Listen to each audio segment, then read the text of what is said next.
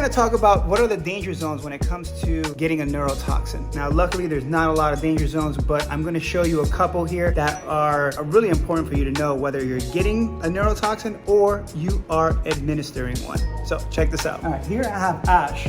I'm gonna start with one of the big concerns that people have when it comes to neurotoxins is dropping the eyebrow, right? That happens when you get too much neurotoxin in this area.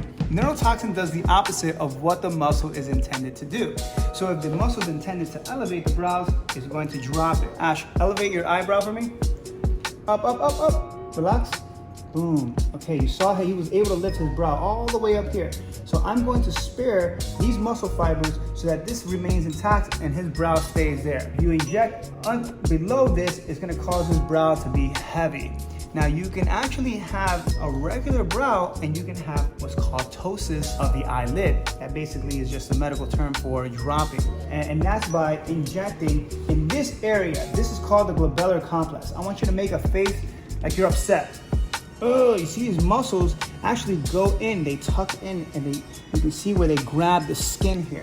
We have to be conscious as injectors that we don't have neurotoxin that seeps and follows the path of least resistance. Because the path of least resistance is right here. There's a hole in your skull. It's called the supraorbital notch. And if neurotoxin seeps in there, it will bypass this brow and it'll cause ptosis or relaxation to the eyelid muscle, and you will have your eyelid drooping on one side with your eyebrow spared on the top. My advice is always inject away from the supraorbital notch. So if I'm injecting here, my needle is pointing this way.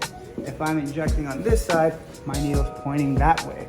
All right, as we go down, another area that can be a kind of a danger zone is around the mouth because it's such a hyperdynamic area. So you have muscles that are crossing everywhere, so we can make all these facial expressions. And if you inject too deep or you miss that muscle, you can cause one area of the mouth to look a little asymmetrical when they're moving and when they're at a standstill. So you want to be very careful. One of the things that sets us apart here at Get Refreshed is we can ultrasound that for you. So we can find that muscle so we ensure that we're injecting in the right area. I'm Jacob Sanchez, your board certified registered nurse anesthetist at Get Refreshed. Stay fresh to everyone out there. We love gearing the content to you guys, so if you guys have a question or concern, drop it. And we would love to mold our content to what you guys are looking for. Drop that notification, subscribe, peace and love.